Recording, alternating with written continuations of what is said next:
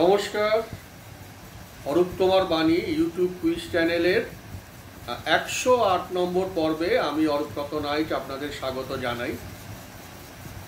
Viewers question সেকশনটা চালু হওয়ার পর থেকে অসংখ্য সাড়া পাচ্ছি।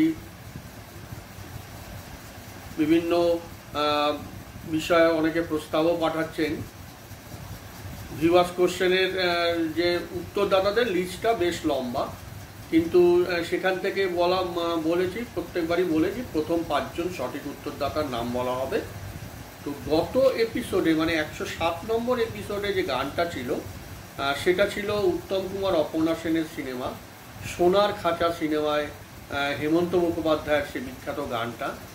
আপনারা জানেন এই সিনটা ছিল যে উত্তম কুমার একজন গায়ক, তিনি স্টেজে পারফর্ম করছেন এই গানটা গিয়ে, কে জানে ক ঘন্টা পাবে রে জীবনটা। সিনেমার নাম সোনার খাঁচা, আর প্রথম লাইনটা কে জানে ক ঘন্টা পাবে রে জীবনটা। তো এতে অনেকেই সঠিক উত্তর পাঠিয়েছেন, অনেকের দেরি হয়ে গেছে। তো প্রথম 5 জন যে সঠিক উত্তরদাতা তারা হলেন বিশ্বজ্যোতি ভট্টাচার্য বজবজ, এরপরে আছে তপন রায়চৌধুরী হলদেডাঙ্গা চন্দননগর, তারপর আছেন কোন্নগর হুগলির দেবমাল্য লাহিড়ী, 4 নম্বরে আমাদের এই চ্যানেলের টপ ফ্যানদের একজন ভ্রমর চ্যাটার্জি চন্দননগর হুগলি, এবং 5 নম্বরে আছেন দমদমের রণদীপ দাস। তো এই ছিল 5 জন সঠিক উত্তরদাতার নাম। আমাদের আজকের 108 নম্বর এপিসোডের যে গানটা হবে, আমরা একটু বাংলা থেকে এবার হিন্দি গানের দিকে এসেছি। হিন্দি গানও অজস্র ভালো সুরের গান আছে, আপনারা যদি 50, 60, 70, 80, 90 অবধি মোটামুটি শোনেন, অসংখ্য ভালো সুরের গান, লিরিক্স এবং মিউজিক দুটোই ভালো, যথেষ্ট ভালো।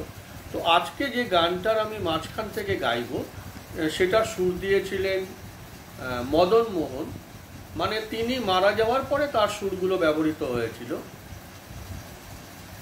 গানটা এরকম, আমি মাঝখান থেকে কিছুটা গাইব, আপনাদের আইডেন্টিফাই করতে হবে সিনেমার নামটা এবং গানের প্রথম লাইনটা কি। तुम छुपा ना सकोगे मैं वो राज हूँ, तुम भुला ना सकोगे वो अंदाज हूँ। এই দুটো লাইন মাঝখানের গান, এর আগে পরে অনেকগুলো লাইন আছে। মদন মোহন সুর দিয়েছিলেন, বিখ্যাত সুরকার মদন মোহন। আপনারা জানেন মদন মোহনের অসংখ্য ভালো ভালো সুর আছে।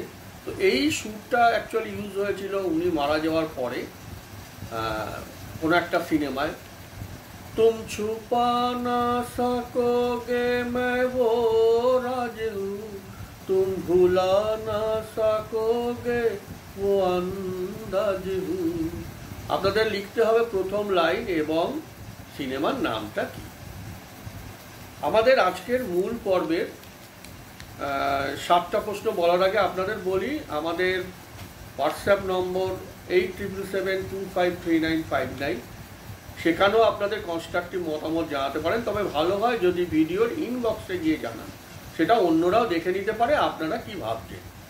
আর আপনাদের এই ভিডিওটা পছন্দ হলে লাইক, শেয়ার, সাবস্ক্রাইব যেরকম বলে থাকি সেটা করতে পারেন।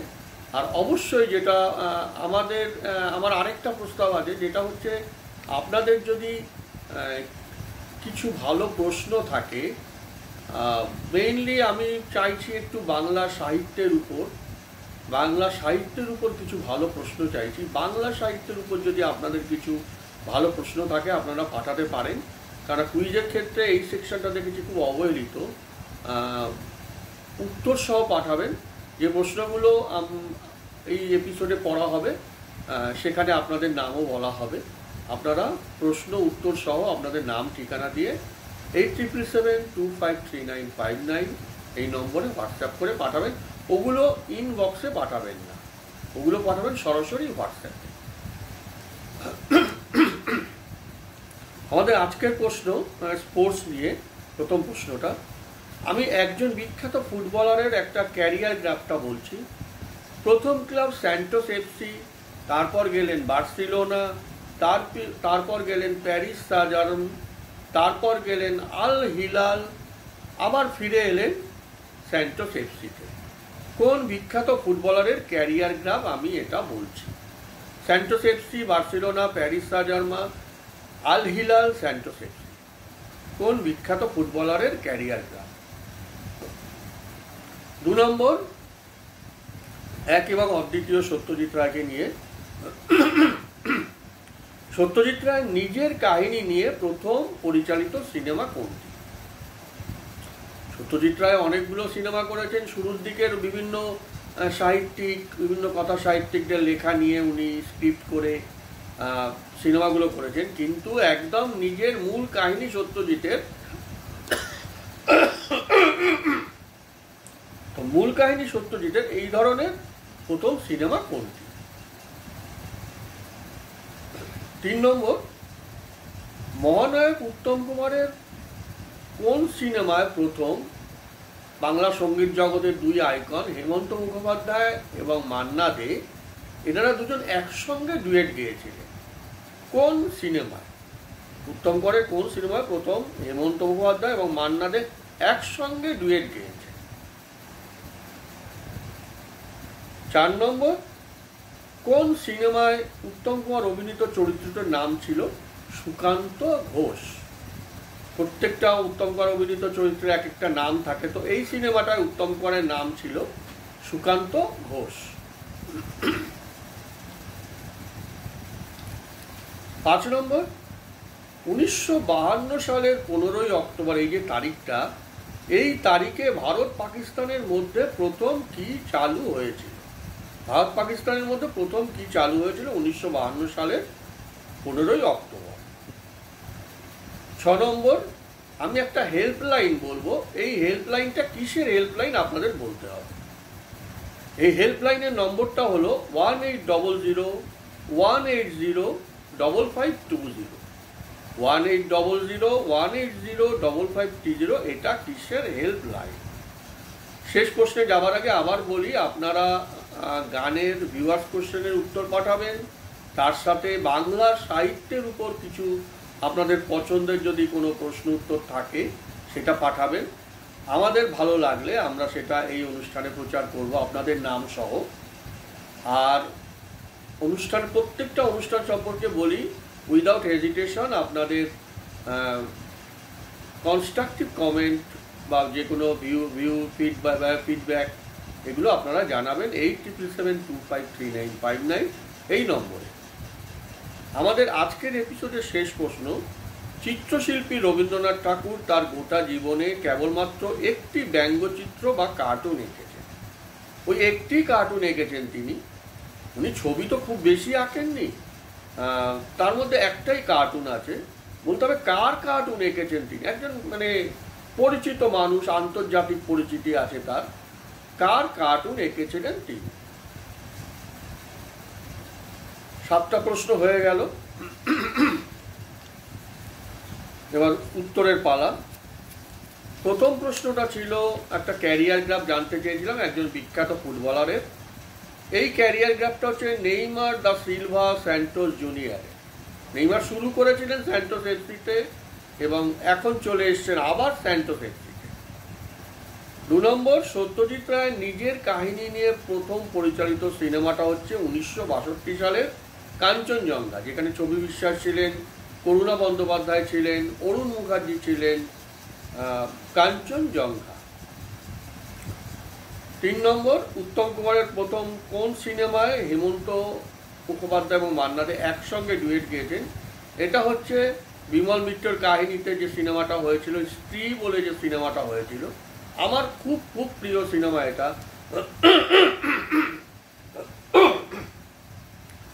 উত্তম কুমারের যতগুলো সিনেমা আমার ফেভারিট, বাঘবন্দি খেলা আমার খুব ফেভারিট, তো স্ত্রী সিনেমাটাও খুব ফেভারিট। এই সিনেমায় যে গানগুলো ছিল, 1000 টাকার ঝাড়বাতিটা, এখানেও মান্না দে, হেমন্ত মুখোপাধ্যায় আছেন। তারপরে সখী কালো আমার ভালো লাগে না, হ্যাঁ, এই গানটা তো হেমন্ত মুখোপাধ্যায়, মান্না দে আছেন। মানে অনেকগুলো গানেই এনারা দুজনে একসঙ্গে গিয়েছেন।